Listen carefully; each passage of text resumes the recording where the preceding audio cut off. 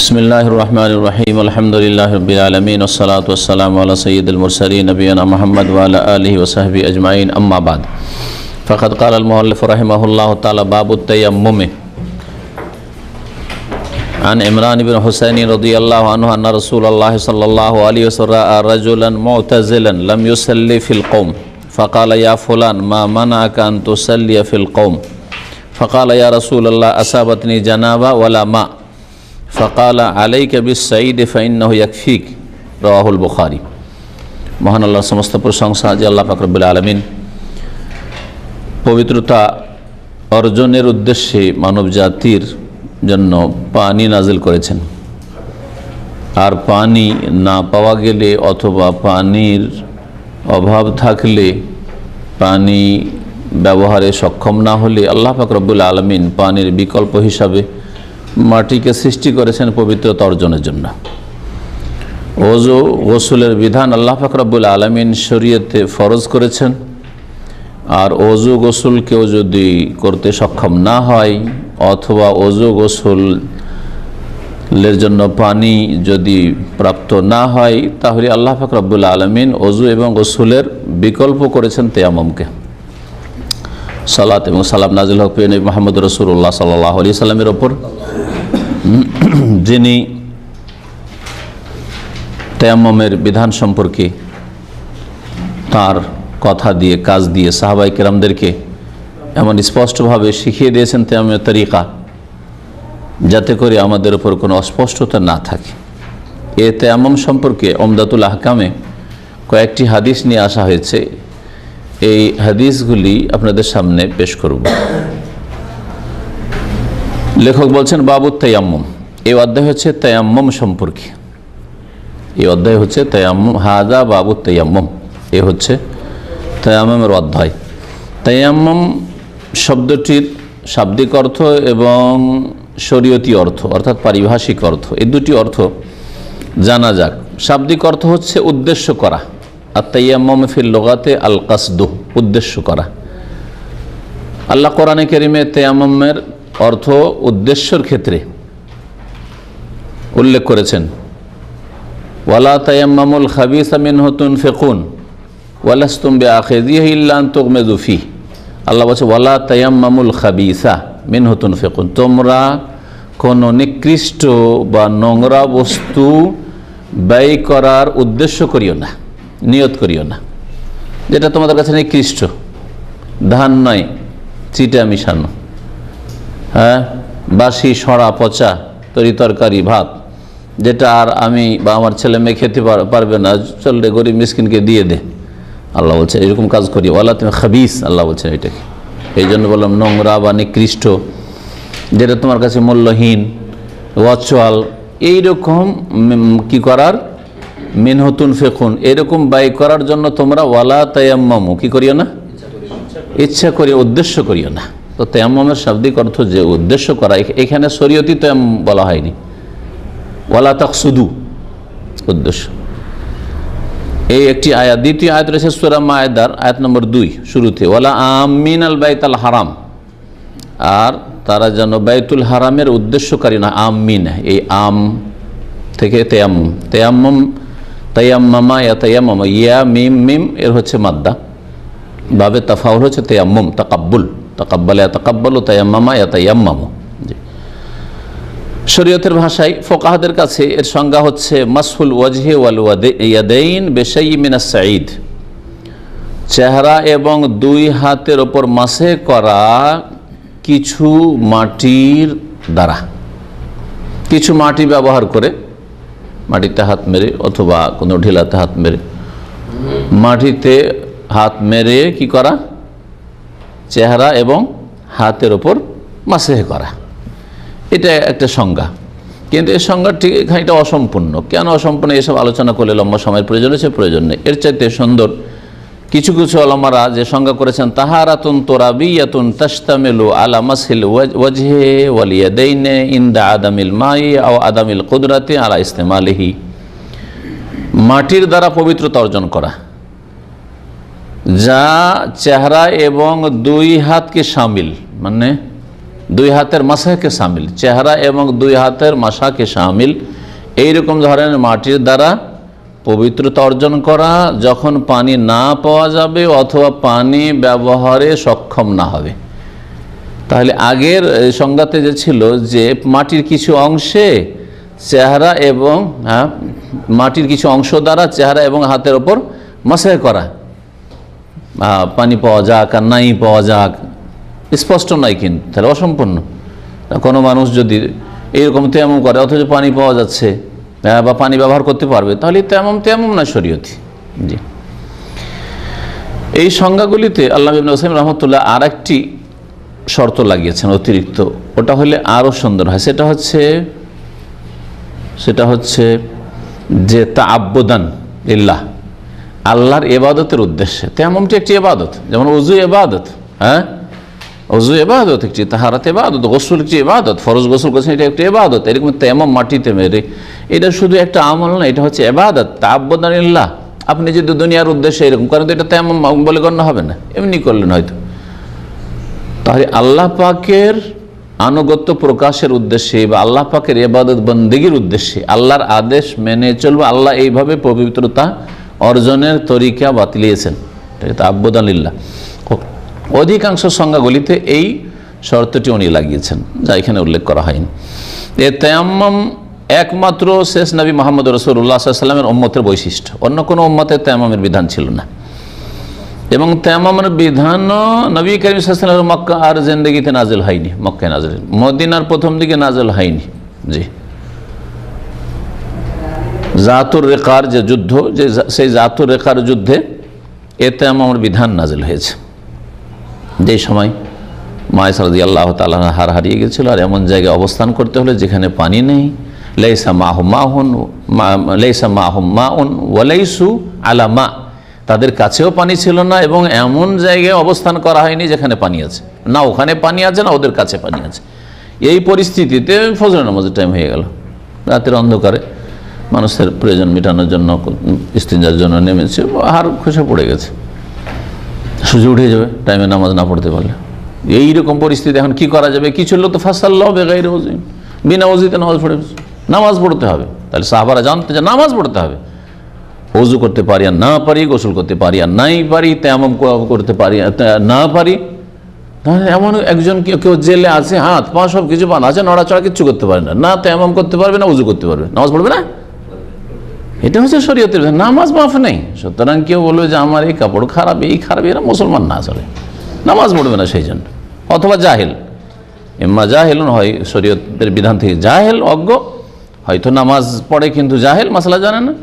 আর অধিকাংশ এরা বেনামাজি, বিভিন্ন বাহানা করে, কাপড় ঠিক নাই, এই সেই নাই, সময় পায় না ইত্যাদি।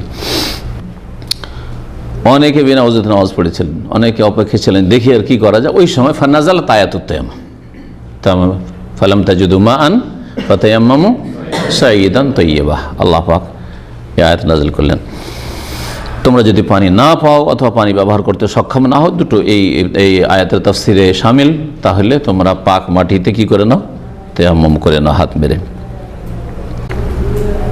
এই তায়াম্মুম কোরআনে কারীম দ্বারা প্রমাণিত, রাসূলুল্লাহ সাল্লাল্লাহু আলাইহি সাল্লামের সহিহ অনেক হাদিস দ্বারা প্রমাণিত, এবং এর ওপর উম্মতে মুহাম্মাদিয়ার ইজমা রয়েছে, কোনো ইখতিলাফ নেই কোনো মাযহাবে।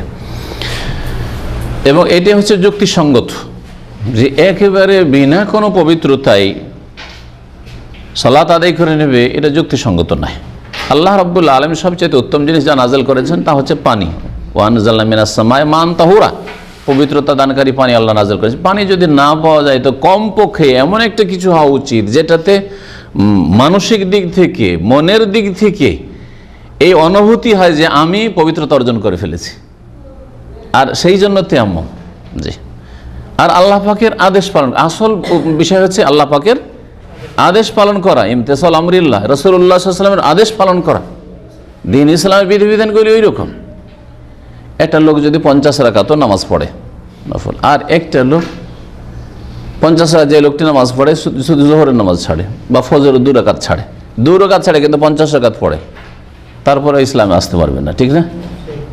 তারপরও নাজাত পাবে না নফল পড়ে। কিন্তু একটি লোক যদি কিছুই না পড়তে পারে, 17 রাকাত ফরজ ঠিক করে আদায় করে, তাহলে জান্নাত পাবে সে ইনশাআল্লাহ। কারণ এ আল্লাহর অনুগত, আর এ হচ্ছে অবাধ্য। আসল দিনের বিষয়টি, এটা মৌলিক বিষয় মনে রাখবে, দিন ইসলামের বিষয়টি হচ্ছে তাআতুল্লাহ ওয়া রাসূলিহি, আল্লাহ এবং রাসূলের আনুগত্যের বিষয়। আনুগত্য প্রকাশ করছেন কিনা। যেমন একজন মালিকের কাছে কেউ যদি কাজ করে, কর্মচারীরা যে কাজ করে, কাজ করতে গিয়ে কিছু লোক অলস আছে কিন্তু অনুগত, ওকে মালিক ভালোবাসে, কোনো দিন বেয়াদবি করে না, কোনো দিন নাফরমানি করে না, একটা হুকুম দেবো আর একটা করে বসবে, হ্যাঁ এরকম করে না, কিন্তু কাজ ও তো এগিয়ে দিতে পারে না। আর একজন কাজ খুব বেশি এগিয়ে দিতে পারে কিন্তু অহংকার বেশি, কাজ বেশি করতে পারে, সে তো মানবে না, কাউকে পছন্দ করবে। বুঝা গেছে? ঠিক ইবাদত বন্দেগীর বিষয়টি, ইবাদত মানে আল্লাহ পাকের আনুগত্য আর তাআব্বুদ, আল্লাহ পাকের আদেশ নিষেধ মেনে চলা।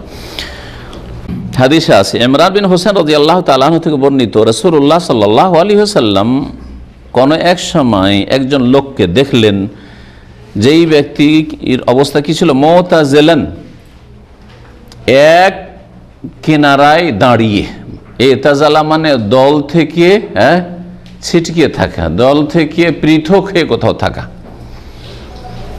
লাম ইউসাল্লি ফিল কওম, লোকজনের সাথে, সাহাবায়ে কেরামদের সাথে ওই ব্যক্তি সালাত আদায় করেনি, জামাত চলছে, জামাতে নামাজ পড়লো না। নাম ছিল ওই সাহাবীর খাল্লাদ ইবনে রাফে রাদিয়াল্লাহু আনহু, বদরি সাহাবী, বদরে 313 জনের একজন। ফাকালা, নবী সাল্লাল্লাহু আলাইহি ওয়াসাল্লাম সালাম ফেরার পরে বলেন, ইয়া ফুলান, হে অমুক, মা মানাকা আন তুসাল্লি ফিল কওম, তোমাকে সাথী সঙ্গীদের সাথে, কম মানে জাতি, মানে সাহাবায়ে কেরাম দল, এই সাহাবায়ে কেরামের দলের সাথে সালাত আদায় করতে কোন জিনিসটি বাধা দিল? কেন তুমি সালাত আদায় করলে না জামাতে? ফাকালা, ওই লোক বলল, ইয়া রাসূলুল্লাহ, হে আল্লাহ রাসূল সাল্লাল্লাহু আলাইহি ওয়াসাল্লাম, আসাবাতনি জানাবাতুন ওয়ালা মা, আমাকে জানাবাত স্পর্শ করেছে, অর্থাৎ আমার গোসল ফরজ হয়েছে, স্বপ্নদোষ হয়ে গেছে, আর পানির ব্যবস্থা নেই। নবী সাল্লাল্লাহু আলাইহি ওয়াসাল্লামের সাথে সফরে আছেন, তারপরেও তিনি এই সম্পর্কে জিজ্ঞাসা না করে তিনি যুক্তি খাটিয়ে চিন্তা করলেন যে পানি নাই, তখন পরে যখন পানি পাবো গোসল করে নামাজটা পড়ে নেব। জি, এখান থেকে একটি মাসলা ইস্তেমবাত হয়, যেহেতু ভাষ্যকার উল্লেখ করেছেন, ভাষ্যকার ভাষায় বলবো সেজন্য বললাম না, শুধু এই পয়েন্টটা মনে রাখেন যে রাসূলুল্লাহ সাল্লাল্লাহু আলাইহি ওয়াসাল্লামের জীবদ্দশায় রাসূলুল্লাহ সাল্লাল্লাহু আলাইহি ওয়াসাল্লাম বরং ওইখানে আছেন ওই সফরে, তারপরে নিজের ইজতিহাদ করা, যতটা বিবেক কাজ করে নিজের বিবেককে কাজে লাগানো, এর বৈধতা প্রমাণিত। নবী সাল্লাল্লাহু আলাইহি ওয়াসাল্লাম তাকে ধমক দিলেন না যে আমি মওজুদ আর তোমাকে এই দালালি কে করতে বললো, তাই না? আমরা অনেকেই এরকম করতাম, হ্যাঁ, কিন্তু নবী সাল্লাল্লাহু আলাইহি ওয়াসাল্লাম করলেন না। ফাকালা, নবী সাল্লাল্লাহু আলাইহি ওয়াসাল্লাম বললেন যে দেখো, তুমি নামাজ পড়বে না আর বসে থাকবে, এরকম না পাকে না। আলাইকা বিস-সাইদ, পানি নেই, আলাইকা বিস-সাইদ ফাইন্নাহু ইয়াকফিক, তোমার জন্য এই ক্ষেত্রে পাক মাটি ব্যবহার করা আবশ্যক। আলাইকা ফেল, ইসিম ফেল বলা হয় এটাকে। আলাইকুম বিসুন্নতি মানে কি?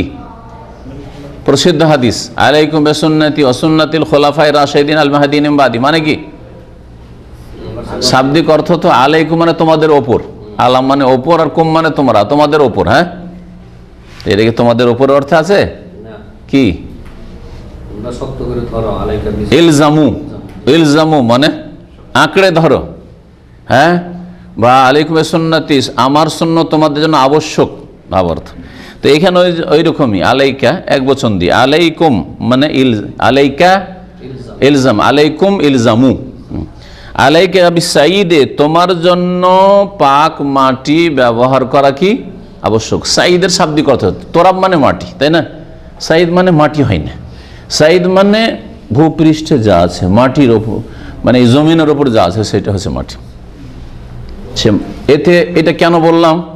যাতে করে মাটি ধুলোও সামিল হয়, এঁটেল মাটিও সামিল হয়, লাল মাটিও সামিল হয়, সাদা মাটিও সামিল হয়, আর পাহাড়ি এলাকাও সামিল হয়, বালিও সামিল হয়। যদি শুধু মাটি বলি তো মাটি, বালিকে মাটি বলা হয় তো তখন আপনার সংসার শুরু হয়। আল্লাহ যদি শুধু বলতেন ফালাম তাজিদু মান ফাতায়াম্মামু তুরাবান তাইয়্যিবা, তুরাব মানে ধুলো মাটি, বালি মাটি হয় না, তাহলে তখন প্রশ্ন থেকে যেত, কোরআনের কথা অসম্পূর্ণ থেকে যেত, তাহলে বালি হলে কি করব? যদি মক্কার মতো তাইফের মতো জায়গায় পাহাড়ি এলাকা, পাহাড় ছাড়া কিছু নেই, তাহলে কি করব? রোড, হ্যাঁ, রোডের ওপর, তাছাড়া আমি আর কোথাও যেতে পারছি না, পাকা পাকা মাটি, এগুলো সাহান, তো কী করবো? আমাকে এখানে বেঁধে রাখা হয়েছে, জেলের মধ্যে কাউকে বাঁধা রাখা হয়েছে, কী করবে? যেটুকু ধুলো টুলো পড়ে আছে ওর উপরে যতটুকু পারছো তুমি ওতেই তুমি হাত মারা। সাইদ, ভূপৃষ্ঠে যা আছে সেটা হচ্ছে সাইদ। জি, ফাইন্নাহু ইয়াকফিক, তাহলে পাক মাটি হচ্ছে তোমার জন্য যথেষ্ট, বা তুমি কি করো, তোমার জন্য আবশ্যক ব্যবহার করা এই ক্ষেত্রে ফাইন্নাহু ইয়াকফিক, সেটাই তোমার জন্য যথেষ্ট। অর্থাৎ পানি পাবে তাহলে তুমি নামাজ পড়বে, তাহলে তুমি পবিত্র হবে, না হয় নাপাক, এমন কথা নয়। হাদিস সহিহ বুখারী। এই হাদিস থেকে যা জানা গেল, এই নামাজটি ছিল বলছেন যে ফজরের নামাজ, আর রাত্রে ছিল স্বপ্নদোষ। ওই লোকটি তো তার ওজর বলল, তার হাদিসে পেলেন। এই হাদিস থেকে যে মাসাইলগুলি জানা যায় সংক্ষেপে বলি। প্রথম মাসলা যে তায়াম্মুম হচ্ছে কিসের বিকল্প?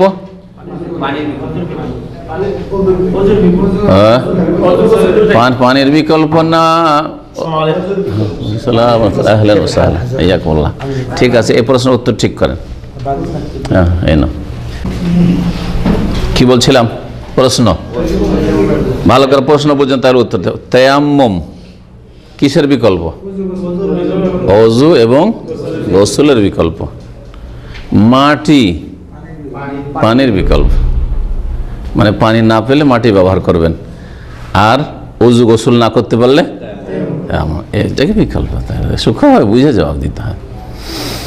বলছে আত-তায়াম্মুম ইয়ানুবু মানাবাল গোসলে ফি তাতাহুর মিনাল জানাবা। ওযুর বিকল্প তো জানাই আছে, আর এই সাহাবীর জানা ছিল যে হাদাসে আসগারে তায়াম্মুম চলে, অর্থাৎ ছোট নাপাকি, ওযু না থাকলে ওযুর বিকল্প তায়াম্মুম, এটা কার জানা ছিল? এই সাহাবীর জানা ছিল। কিন্তু গোসল ফরজ হইলেও যে তায়াম্মুম চলবে বড় হাদাসের ক্ষেত্রে, বড় নাপাকের ক্ষেত্রে, এইটা জানা ছিল না, যার ফলে ও নামাজের এক কিনারে দাঁড়িয়ে আছে। বুঝছেন না? অনেক আজকালকার মুসলিমদের জানা নাই যে গোসল ফরজ হলে তায়াম্মুম দিয়ে পাক হবে, জানাই নাই। আজকেও আপনি জিজ্ঞেস করে দেখবেন, যারা দিন শিখে না তাদের অবস্থা এরকম।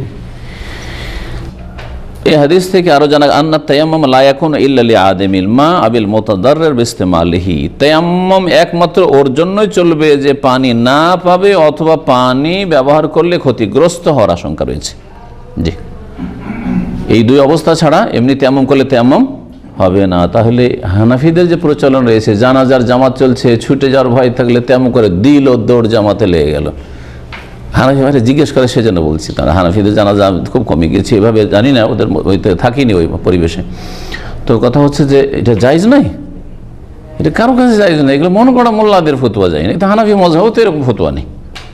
পানি না পাওয়া গেলে অথবা কি পানি ব্যবহার করতে পারছে না তখন, কিন্তু আমার জামাতটা ছুটে যাবে, সেই জন্য জামাত ধরার জন্য তায়াম্মুম করব, কিন্তু জায়েজ নাই, অজ্ঞতা এগুলো।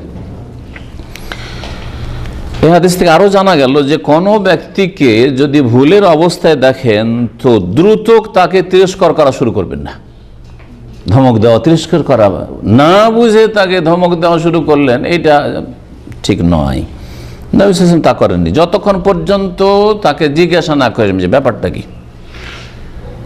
জামাত চলছে আর কেউ বসে আছে, জিজ্ঞেস করেন ওকে, আজকাল জামাত চলছে অনেক, সাথে সাথে ওকে যদি তিরস্কার করা শুরু করেন, হতে পারে তার জেহালত ছিল। হ্যাঁ, জেহালত, যে কাপড় খারাপ সেজন্য নামাজ পড়তে হয় না, বললাম যে হয় জাহেল আর না হলে বেনামাজি। জাহেল মাসলাই জানেন না যে কাপড় খারাপ থাকলেও যদি কাপড় চেঞ্জ করার ব্যবস্থা না থাকে, ওতেই নামাজ পড়ে, ডিউটিতে বেরিয়ে গেছেন আর কাপড় চেঞ্জ করার কোনো ব্যবস্থা নেই, ওই কাপড়ে নামাজ পড়তে হবে। না যে জোহর আসর ছেড়ে দেবো, সন্ধ্যাবেলা ডিউটি সেরে এসে জোহর নামাজ পড়ে মাগরিব পড়া, যাই না, নামাজ হবেই না এইভাবে। কত অজ্ঞতা মুসলিম সমাজে রয়েছে।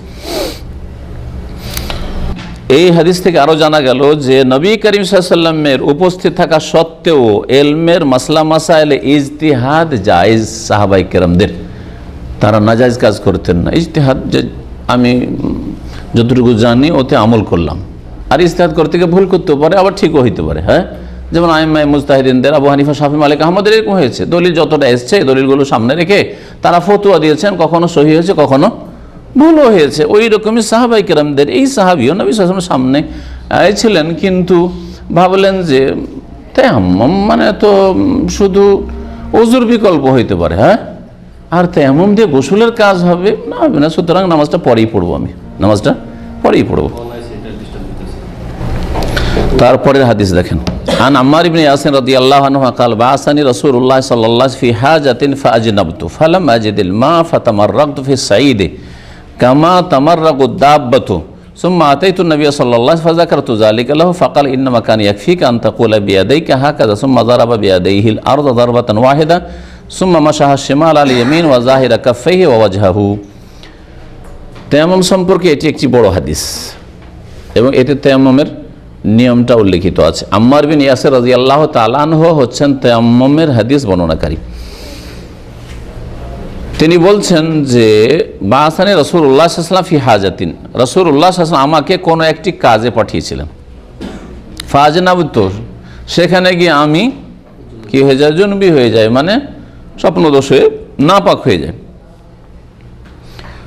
ফালাম আজাদিল মা, এই স্বপ্নদোষ হওয়ার পরে গোসল ফরজ হলো কিন্তু পানি পেলাম না।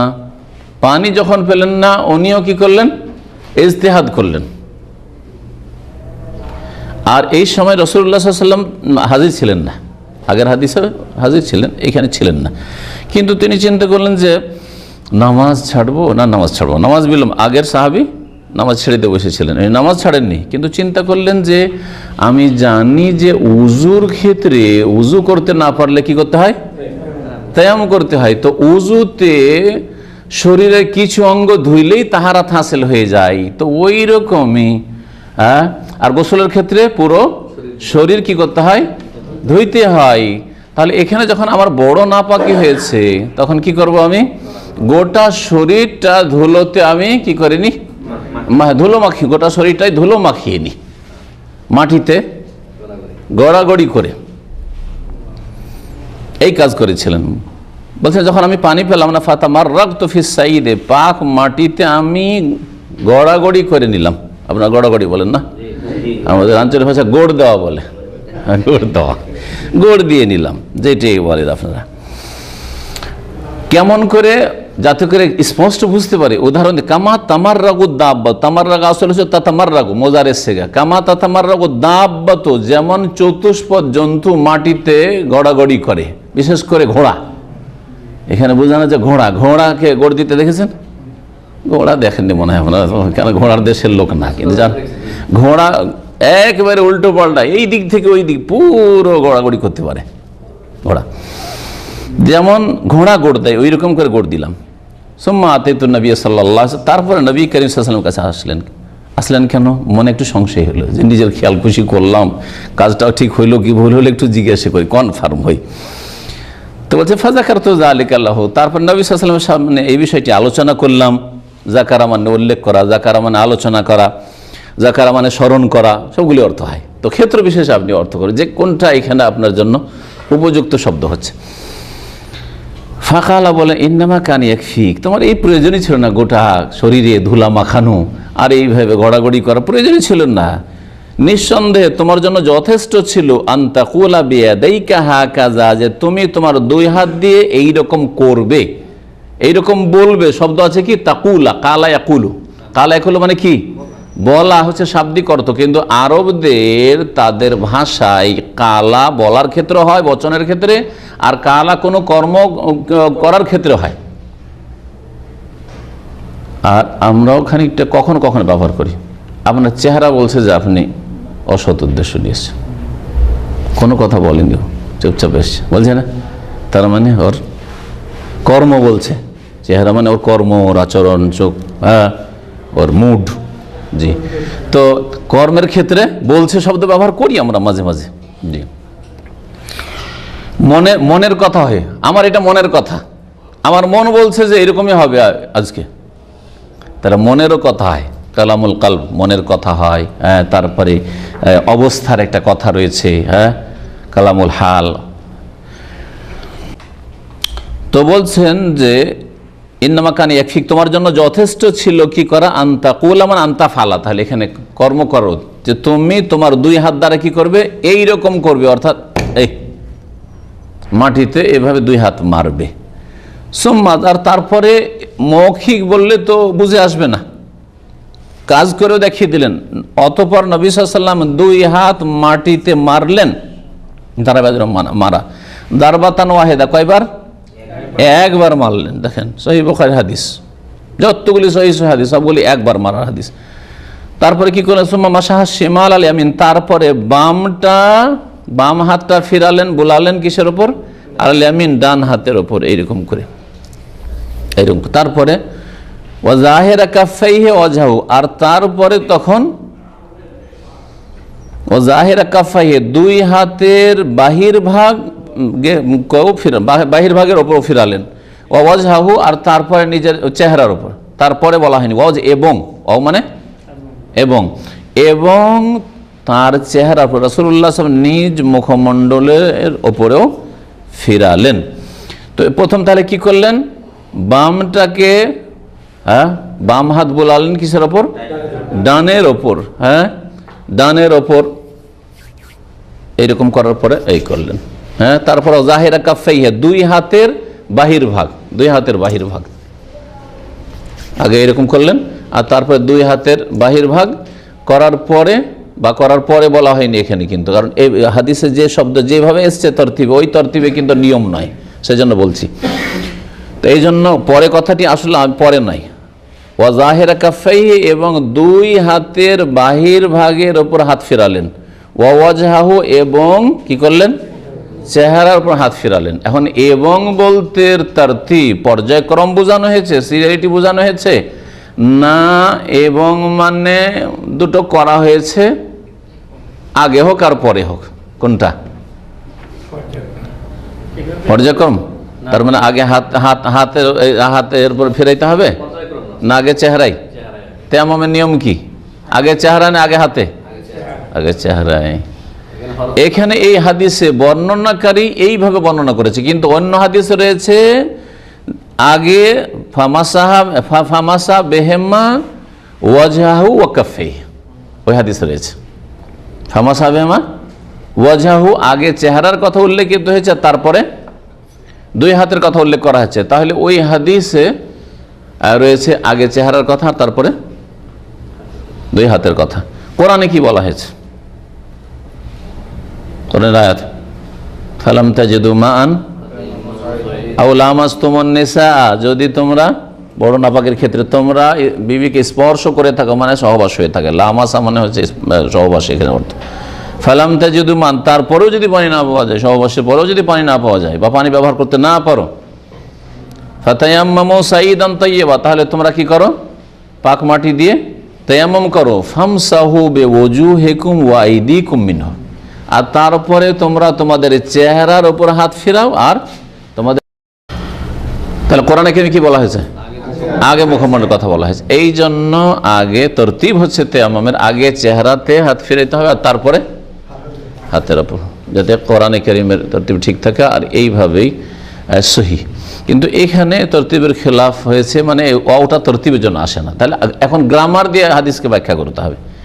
ওয়াও তরতিবের জন্য আসে না, মানে পর্যায়ক্রম বোঝাবার জন্য আসে না। ওয়াও আসে লিল জাম, একত্রিত করার জন্য।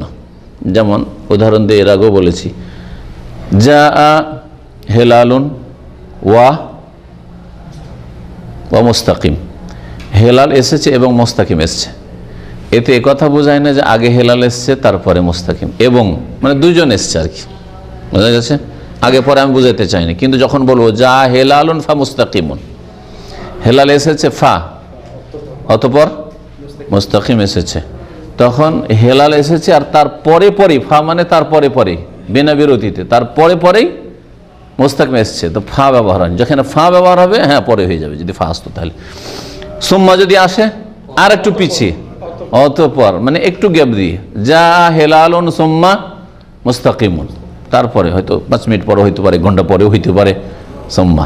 ওগুলো হচ্ছে তরতিবের ক্ষেত্রে ফা আর সুম্মা, কিন্তু ওয়াও তরতিবের ক্ষেত্রে আসে না আরবি গ্রামারে বা আরবি ভাষায়। সুতরাং এটা দিয়ে কথা প্রমাণ হয় না যে আগে হাতের উপর হাত ফেরাবেন আর তারপরে চেহারা ফেরাবেন না। জি, এই ছিল হাদিস। তায়াম্মুম সম্পর্কে 2টি জায়গায় ইখতিলাফ রয়েছে ওলামাদের। একটি হচ্ছে যে একবার মাটিতে মারতে হবে না 2 বার মারতে হবে, আর একটি হচ্ছে যে কত দূর পর্যন্ত মাসাই করতে হবে হাতের, কবজি পর্যন্ত নাকি কনুই পর্যন্ত, এই দুটির ক্ষেত্রে ইখতিলাফ রয়েছে। আসলে বলছেন ইখতিলাফ আল ওলামা, ওলামাদের ইখতিলাফ রয়েছে। হাল ইউজি ফি তায়াম্মুম দারবাতুন ওয়াহিদা লিল ওয়াজহি ওয়াল কাফাইন, একবার তায়াম্মুমে মাটিতে মারা চেহারার জন্য এবং দুই হাতের জন্য, একবার মেরেই চেহারারও মাসে করবেন এবং দুই হাতেরও মাসে করবেন, এটা যথেষ্ট কিনা? আউলা বুদ্দা মিন দারবাতিন, নাকি দুইবার মারা আবশ্যক? ওয়াহাল্লা বুদ্দা মিনাল মাসি আলাল ইয়াদাইন ইলা মিরফাকাইন, আর মাসের ক্ষেত্রে দুই হাত কনুই পর্যন্ত করতে হবে নাকি কবজি পর্যন্ত, এই দুটো বিষয়ে ইখতিলাফ রয়েছে। ফাযহাব বা'দুহুম, কেউ গিয়েছেন অমিনহুম শাফি, কেউ তার মধ্যে ইমাম শাফির কথা উল্লেখ করেছেন ভাষ্যকার, শুধু শাফির কথা উল্লেখ করেছেন, অসম্পূর্ণ কথা। আবু হানিফারও মত এটি, শাফি আবু হানিফা দুই ইমামের কি, তারা বলছেন যে এক তো দুইবার মারতে হবে আর কনুই পর্যন্ত। শাফি মযহাব, হানাফি মযহাব এই ক্ষেত্রে দুটো একসাথে মিলে গেছে। অধিকাংশ মাসলে দেখা যায় একদিকে শাফি একদিকে আবু হানিফা, কিন্তু এখানে মিলে গেছে। তারা কি বলছেন? আন্নাহু লা বুদ্দা মিন দারবাত, দুইবার মারতে হবে। ওয়াহিদাতুন লিওয়াজহি, একবার মেরে চেহারায় কি করবেন? মাসা করবেন, আর একবার মেরে ওয়াল উখরা লিল ইয়াদাইন ইলা মিরফাকাইন, দ্বিতীয়বার মেরে একেবারে এই পর্যন্ত, হ্যাঁ জি, কনুই সহ। তাদের দলিল দারাকুতনির হাদিস হচ্ছে ইবনে ওমর থেকে বর্ণিত রাদিয়াল্লাহু আনহু, আত-তায়াম্মুমু দারবাতান, তায়াম্মুম হচ্ছে দুইবার মারার নাম। দারবাতুন লিল ওয়াজহি, একবার চেহারার জন্য, ওয়া দারবাতুন লিল ইয়াদাইন, আর দ্বিতীয়বার হচ্ছে দুই হাতের জন্য, ইলাল মিরফাকাইন, কনুই পর্যন্ত বা কনুই সহ, এলা মানে এখানে মা। কিন্তু এই হাদিস যায়ীফ মুজদারিব, সহিহ হাদিস নয়। দারাকুতনির হাদিস বুখারী মুসলিমের হাদিসের সামনে, আবু দাউদ, নাসাঈ, তিরমিজি সমস্ত হাদিসের কিতাবে এই হাদিস রয়েছে। আম্মার বিন ইয়াসির রাদিয়াল্লাহু, আসল যে তায়াম্মুম যার সাথে ঘটনা ঘটেছে, হ্যাঁ তিনি বর্ণনাকারী, এবং তিনি বর্ণনাকারী রাসূলুল্লাহ সাল্লাল্লাহু আলাইহি ওয়াসাল্লাম ইন্তেকালের পর আম্মার বিন ইয়াসির এই ফতোয়াই দিতেন যে একবার মারতে হবে এবং কবজি পর্যন্ত, শুধু হাতের এইটুকু মাসা। ওয়াজাহাব আল জমহুর, অধিকাংশ আইম্মা কিরামদের মত, তাদের হচ্ছেন ইমাম আহমদ, আউজাই, ইসহাক আর আহলুল হাদিস, মানে মুহাদ্দিসিন কিরাম সকলেই, আহলে হাদিস যারা হাদিসের অনুসারী এবং মুহাদ্দিসিন কিরাম, কি তারা বলছেন আন্নাত তায়াম্মুম দারবাতুন ওয়াহিদা, তায়াম্মুমে একবার মারতে হবে। আর দ্বিতীয় মাসলা হচ্ছে ওয়ান্নাহু লা ইউমসাহু ইল্লাল ওয়াজহু ওয়াল কাফান, চেহারা আর দুই হাত, কাফ এতটুকু, কবজি পর্যন্ত এতটুকু শুধু মাসা করতে হবে। মুস্তাদিল্লিনা বিআহাদিস আছে, তাদের দলিল অনেক সহিহ হাদিস, তার মধ্যে হাদিস আম্মার। আসসালামু ওয়া রাহমাতুল্লাহ, হায়াকাল্লাহ শেখ, ফাদাল মানা, জাযাকুমুল্লাহ খাইর। আল্লামা ইবনে হাজার রাহমাতুল্লাহি আলাইহি, এই যে বুলুগুল মারামের লেখক, বুঝা গেছে, আর অনেক কিতাব, তার মধ্যে বুখারীর শারহ, তিনি বলছেন কালা ইবনে হাজার, ওয়া কানা আম্মারুন ইউফতি বিহি বাদা জামানিন নবী সাল্লাল্লাহু আলাইহি ওয়াসাল্লাম, আম্মার রাদিয়াল্লাহু তাআলা, আম্মার বিন ইয়াসির প্রখ্যাত সাহাবী, তিনি নবী সাল্লাল্লাহু আলাইহি ওয়াসাল্লামের যুগের পরেও দীর্ঘদিন তিনি বেঁচে ছিলেন, তিনি এই ফতোয়াই দিতেন, সহিহ হাদিস আর বুখারী হাদিস আর কি, একবার মারতে হবে আর শুধু হাতের কবজি পর্যন্ত কি করতে হবে? আশা করি একবার মারতে হবে চেহারা এবং হাত দুটোরই জন্য, আর হাতের কবজি পর্যন্ত। ওয়ার রাবিল হাদিস আরাফা বিমুরাদিহি, যেই ব্যক্তি হাদিস বর্ণনা করছেন তিনি হাদিসের উদ্দেশ্য সম্পর্কে অধিক ওয়াকিফাল, অধিক জ্ঞাত, ঠিক না? কারণ সরাসরি রাসূলুল্লাহ সাল্লাল্লাহু আলাইহি ওয়াসাল্লাম বর্ণনা করছেন, রাসূল কি বুঝাইতে চেয়েছেন তিনি বেশি বুঝেন না, তার চাইতে অন্য কেউ বেশি বুঝে, আসল ঘটনা ওয়ালা বেশি বুঝে। জি, তাহলে ওই যে দারকুতনির হাদিসের কি জবাব হবে, যেটা হানাফিরা বা শাফিঈরা পেশ করেছে, ওয়াজাবু আন আহাদিস দারবাতাইনি ওয়াল মিরফাকাইন, যে হাদিসে রয়েছে দুইবার মারার কথা আর কোনই পর্যন্ত, বেমা ফিহা মিনাল মাকাল আল মাশহুর, তাতে প্রসিদ্ধ আপত্তি রয়েছে, মাকাল মানে তাতে যে আপত্তি রয়েছে, দোষ রয়েছে। ওয়ালা নাজাল তিলকাল হাদিস ফি সাফিল আহাদিসিস সাহিহা আল ওয়াদিহা, স্পষ্ট সহিহ হাদিসের কাতারে ওই যঈফ হাদিসকে দাঁড় করতে আমরা পারবো না বা করব না। ইমাম আল্লামা ইবনে আব্দুল বার বলছেন যে মুহাদ্দিস আকসারুল আসার আল মারফুআ আন আম্মার দারবাতুন ওয়াহিদা, অধিকাংশ মারফু হাদিসগুলি আম্মার রাদিয়াল্লাহু তাআলা থেকে বর্ণিত একবার মারা হাদিস। ওমা রুবিয়া মিন দারবাতাইন, আর যে দুইবার মারা হাদিসগুলি বর্ণিত হয়েছে ফাকুল্লুহা মুজতারিবা, সবগুলি হচ্ছে হাদিস মুজতারিব, সনদে বা মতনে কি রয়েছে? ইজতিরাব রয়েছে, ইজতিরাব আমার মুজতারিব হাদিস, যতগুলি যঈফ হাদিস রয়েছে তার এক রকম হচ্ছে মুজতারিব হাদিস। ইমাম ইবনে দাকিক আল-ঈদ বলছেন ওয়ারাদা ফি হাদিসিত তায়াম্মুম দারবাতান, তায়াম্মুমের হাদিসে দুইবার মারার হাদিস বর্ণিত হয়েছে, দারবাতুল ওয়াজহি দারবাতুল ইয়াদাইন, একবার চেহারার জন্য একবার দুই হাতের জন্য। ইল্লা আন্নাহু লা ইউকাম হাযাল হাদিস ফি সিহা, সহি শুদ্ধ হওয়ার দিক থেকে এই হাদিস সহি হাদিসের মোকাবেলা করতে পারবেন না ওই হাদিস। ওয়ালা ইউআরাদু মিসলুহু বিমিসলিহি, আর এই ধরনের দুর্বল জয়ীফ হাদিস দিয়ে সহি হাদিসের বিরোধিতা করা যাবে না বা সহি হাদিসের সামনে পেশ করা যাবে না। ইমাম খাত্তাবী রহমতুল্লাহ আলাইহি বংশগত বা শিক্ষাগত দিক থেকে শাফি মাযহাবী ছিলেন। আর শাফি মাযহাবের কথা কি বললাম, দুই ভাগ মানতে হবে। তিনি মাযহাবের বিরুদ্ধে করছেন, তাহলে সালাফগণ কি বলেছেন? যদি সালাফ না, এরা মুহাদ্দিসিন কিরাম সালাফদের অনেক পড়ে এসেছে। হ্যাঁ, তিনি বলছেন যাহাবা জামাআতুম মিন আহলিল ইলম, একদল উলামারা বলছেন ইলা আন্না তায়াম্মুম দারবাতুন ওয়াহিদা, একদল উলামারা বলছেন যে তায়াম্মুম একবার মারতে হবে চেহারা এবং হাতের জন্য। ওয়া হাযাল মাযহাব আসাহু ফি রিওয়ায়া, এই মাযহাবটি হচ্ছে রিওয়ায়াতের হাদিসের ক্ষেত্রে বেশি সহিহ। অথচ তার ইমাম যেই মাযহাবের তিনি পড়াশোনা করেছেন শাফি মাযহাবের, সেই মতে হচ্ছে দুই মত করা। তাহলে আইম্মায়ে কেরাম যারা মুহাদ্দিসিন কেরাম, তারা কোনো মাযহাবের শিক্ষা লাভ করলেও তারা মাযহাবী গোঁড়ামি করেননি, মাযহাবকে ফরজ সুন্নাত মুস্তাহাব মনে করেন নাই, যার ফলে মাযহাবের বিরোধিতা করেছেন। হারাম কাজ নিশ্চয়ই করেননি, তারা মাকরুহ কাজ করেননি। মাযহাব মানা ফরজ নাই, ওয়াজিব নাই, আর সুন্নাত নাই। এই হাদিস থেকে যে মাসাইলগুলো বোঝা যায় তার একটি হচ্ছে আত-তায়াম্মুম লিল গুসলি মিনাল জানাবা, যে তায়াম্মুম গোসলেরও বিকল্প, মানে ফরজ গোসলের ক্ষেত্রে, বড় নাপাকের ক্ষেত্রে তায়াম্মুম করা যাবে যদি গোসল করতে সক্ষম না হয় অথবা গোসলের জন্য পানি না পায়। আন্নাহু লা বুদ্দা মিন তালাবিল মাই ক্বাবলা তায়াম্মুম, এই হাদিস থেকে আরো জানা গেল যে তায়াম্মুম করার আগে চট করে তায়াম্মুম করলে হবে না, তায়াম্মুম করার আগে পানি তলাশ করতে হবে। তাহলে আপনার মসজিদে পানি নেই, ওযু করতে গেলে ফজর নামাজ মসজিদে পানি নেই, আপনার ঘরে পানি নেই, তায়াম্মুম করে নামাজ পড়ে নেবেন না? আশেপাশের আরো দু চারটা মসজিদ খোঁজার চেষ্টা করতে হবে, এদিক মসজিদগুলো আছে দেখতে হবে যে কোথাও পানি পাই কিনা, না কোথাও পানি পেলাম না, তখন আপনি তায়াম্মুম করবেন। এই হাদিস থেকে কি করে বোঝা গেল? সাহাবী আম্মার বিন ইয়াসির খোঁজ করেছেন পানি, আর খোঁজ করে যখন পাননি তখন মাটিতে গড়াগড়ি করেছেন। তেমন করার তরিকা তো বলি দেওয়া হয়েছে। একটা হাদিস বাকি আছে, এটা পড়িয়ে দিই, এই ঈদে না হলে অসম্পূর্ণ থেকে যাবে। عن جابر بن عبد الله رضي الله عنه أن النبي صلى الله عليه وسلم قال أوتيت خمسا لم يؤتهن أحد من الأنبياء قبلي نصرت بالرعب مسيرة شهر وجعلت لي الأرض مسجدا وطهورا فأيما رجل من أمتي أدركته الصلاة فليصلي وأهلت لي الغنائم ولم تحل لأحد قبلي وأوتيت الشفاعة وكان النبي صلى الله عليه وسلم وكان النبي يبعث إلى قومي خاصة وبعثت إلى الناس كافة। জাবের বিন আব্দুল্লাহ রাদিয়াল্লাহু তাআলা আনহু থেকে বর্ণিত, তিনি বলেন নবী করিম সাল্লাল্লাহু আলাইহি ওয়াসাল্লাম বলেন উতিতু খামসান, আমাকে পাঁচটি বৈশিষ্ট্য প্রদান করা হয়েছে।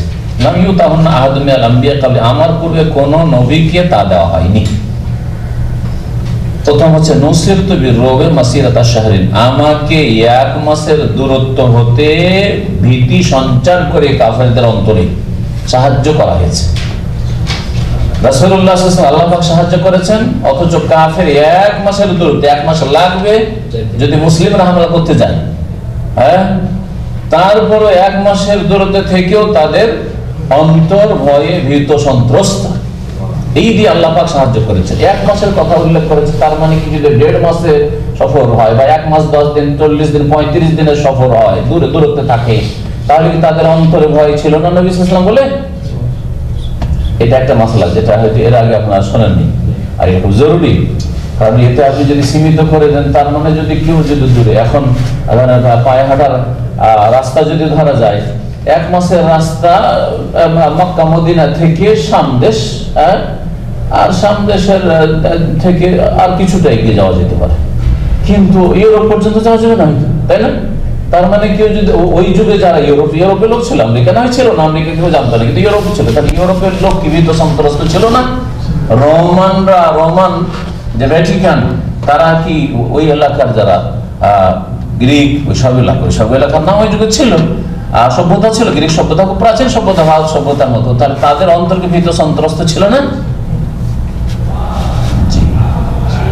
তো বলছেন যে এখানে দূরত্ব মানে এটা বোঝানো হয়নি যে 1 মাস থেকে বেশি সময়ের দূরত্বে যদি থাকে তাহলে তাদের অন্তরে ভয় ছিল না নবী সাল্লাল্লাহু আলাইহি ওয়াসাল্লাম বলে, এটা কথা বোঝানো হয়নি। বরং বোঝানো হয়েছে যে নবী সাল্লাল্লাহু আলাইহি ওয়াসাল্লামের জামানায় যারা ছিল, তাদের সম্পর্কে নবী সাল্লাল্লাহু আলাইহি ওয়াসাল্লাম জানতেন যে আছে, ওরা 1 মাসের দূরত্বের বেশি দূরে ছিল না, 1 মাসের দূরত্বের বেশ দূরে ছিল না। তো কাইসারের যে হেরাকলের যে রাজত্ব ছিল সেটা 1 মাসের দূরত্ব ছিল, 1 মাসের দূরত্বে ছিল বলে এই কথাটি ভাষ্যকার এখানে উল্লেখ করেছেন। তো আমরা কখনো এটা নেব না যে নবী করিম সাল্লাল্লাহু আলাইহি ওয়াসাল্লাম থেকে যদি 1 মাসের বেশি দূরত্বে কেউ থাকে তাহলে তাদের অন্তরে ভয় ভীতি নেই রাসূলুল্লাহ সাল্লাল্লাহু আলাইহি ওয়াসাল্লাম অথবা ছিল না, এরকম বিষয় নয়।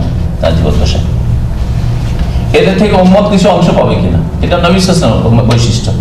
তার উম্মত পুরোপুরি না পেলে অবশ্য যদি নবীর আদর্শ থাকে তাহলে অবশ্যই তাদের ভাগ, ভীত সন্ত্রস্ত অবশ্য হবে।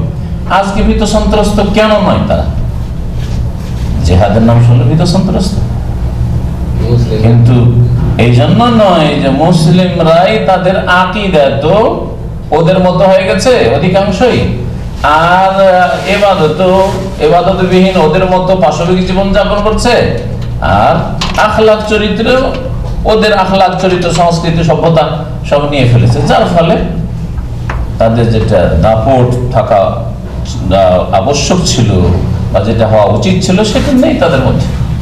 ওয়ালা তানাজাউ ফাতাফশালু ওয়া তাযহাবা রিহুকুম, আপসে তোমরা দ্বন্দ্ব করিও না, ফাতাফশালু না হলে হেরে যাবে, ওয়া তাযহাবা রিহুকুম, তোমাদের যে দাপট থাকে সে দাপট শেষ হয়ে যাবে। তাই হচ্ছে প্রথম এই। দ্বিতীয় হচ্ছে ওয়াজুইলাত লিয়াল আরদু মাসজিদান ওয়া তাহুরা, আমার জন্য পুরো পৃথিবীকে মসজিদ মানে সেজদার স্থান করা হয়েছে, যে কোনো জায়গায় সালাত আদায় করতে পারবো, তাহুরান আর পবিত্রতার উপায় করা হয়েছে, মানে যে কোনো জায়গায় আমি তেমন করে নামাজ পড়তে পারবো, তেমন করতে পারবো। ফাইয়ুমা রাজুলিন মিন উম্মতি, সুতরাং আমার উম্মতের যে কোনো পুরুষ, রাজুল বলা হয় তার মানে কোনো মহিলার জন্য নয়, মহিলা যদি তেমন করা দরকার হয়, মহিলা যদি নামাজ পড়া দরকার হয়, যে কোনো জায়গায় নামাজ পড়তে পারবে না। এখানে রাজুল মানে পুরুষ বোঝা, রাজুল মানে ব্যক্তি বোঝানো হয়েছে, এখানে রাজুলের মধ্যে মহিলা ওই বিধানে সামিল হয়েছে। কখনো কখনো হয়তো পুরুষ শব্দটি ব্যবহার করি, কিন্তু উদ্দেশ্য হয় শাখস, ব্যক্তি উদ্দেশ্য হয়। আমার উম্মতের যে কোনো ব্যক্তিকে যদি তার নামাজ পেয়ে যায়, মানে নামাজের সময় হয়ে যায়, ফালিউসাল্লি, তাহলে যেন সালাত আদায় করে, যে কোনো অবস্থায়, যে কোনো জায়গাতে এবং যে কোনো অবস্থায়, পানি পাক আর নাই পাক, তেমন করে নামাজ পড়ে। 3 নম্বর বৈশিষ্ট্য হচ্ছে ওয়াহিল্লাতুল গানাইম, আর আমার জন্য গনিমতের ধন সম্পদ হালাল করা। আগের উম্মতের লোকের জন্য হালাল ছিল না, জিহাদ যেগুলো হয়েছে আগের উম্মতে, ধন সম্পদ যেগুলো কাফের পেয়েছে পাহাড়ে রেখে দিতে বলা হয়েছে, রেখে দিয়েছে। আগুন এসে যদি জ্বলে গিয়ে তাহলে আকাশ থেকে, তাহলে বোঝা গেল যে আল্লাহ কবুল করেছে। এই জিহাদ আর যদি কবুল না হয় তাহলে জানেন তোমাদের এই ইবাদত কবুল হয়নি, জিহাদ কবুল হয়নি, ভেজাল ছিল কিছু ইবাদত।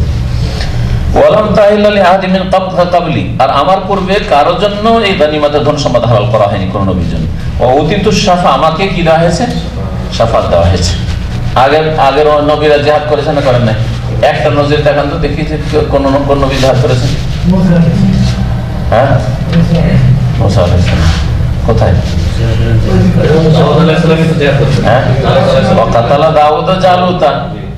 দাউদ প্রধান সেনাপতি, আর আল্লাহ পাক তালুতকে বাদশা করে পাঠালেন, আর জিহাদ ফি সাবিলিল্লাহ জালুত জালেমের বিরুদ্ধে, জালুতকে হত্যা করেছিলেন দাউদ আলাইহিস সালাম।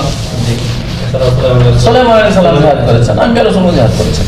তো জিহাদ প্রত্যেক নবীর দিনে ছিল, জিহাদের এই ফরিজা। ওয়া কানা নবী ইউবাসু ইলা কওমি খাসসা, ওয়াউতিতু শাফা, আমাকে শাফাত দেওয়া হয়েছে। তো অন্যদেরকে শাফাত দেওয়া হয়েছে, তার অন্য কোনো নবী সুপারিশ করবে না? কি বুঝেছেন? হ্যাঁ, কি বুঝেছেন বলেন আর কেউ?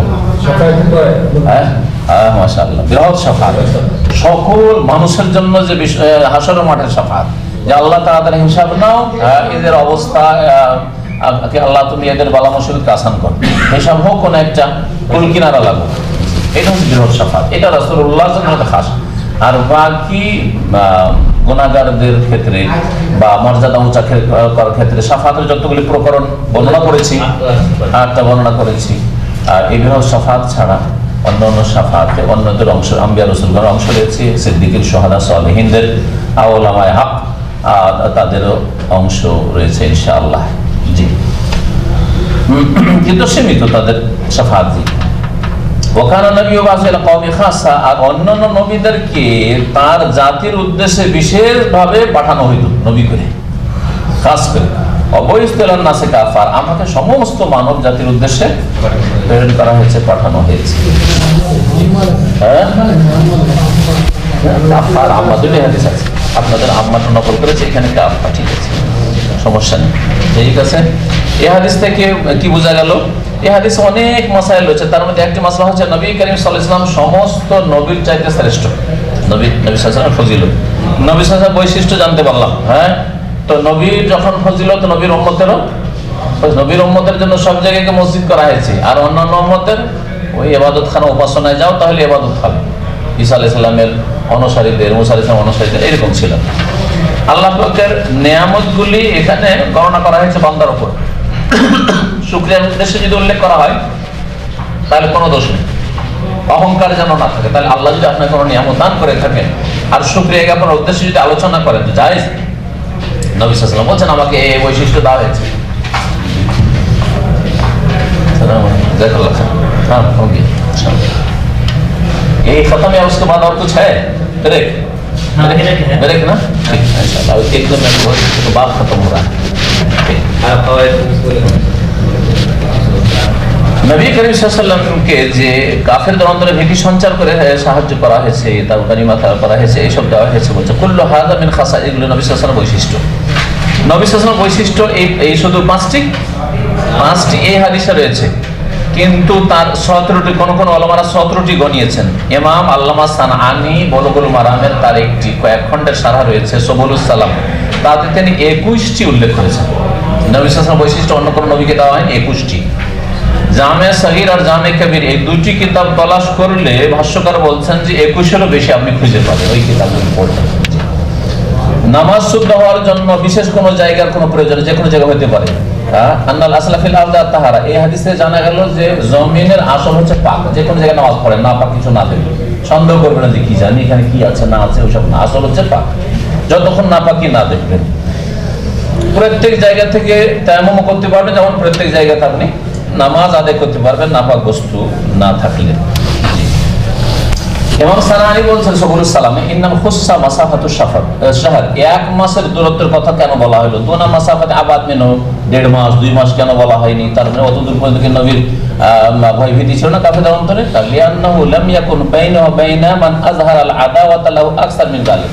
হ্যাঁ, সূক্ষ্ম কথাটি তার ভাষায় বলছেন যে যারা রাসূলুল্লাহ সাল্লাল্লাহু আলাইহি সাল্লামের সাথে শত্রুতা প্রকাশ করেছিল তাদের দূরত্বটা 1 মাসের বেশি ছিল না।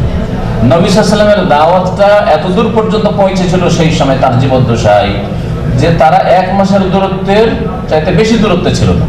রোমানরা, তারপরে পার্সিয়ানরা, তো পারস্য দেশ আর রোমানদের কাছে পৌঁছিতে 1 মাসের বেশি লাগতো।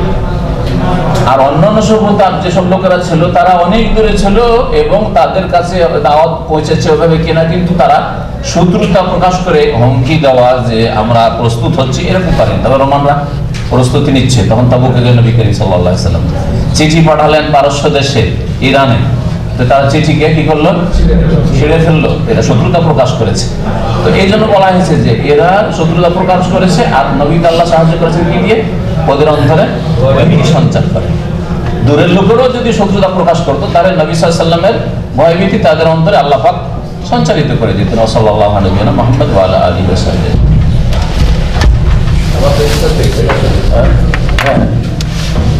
হ্যাঁ, হ্যালো, ये काज करना।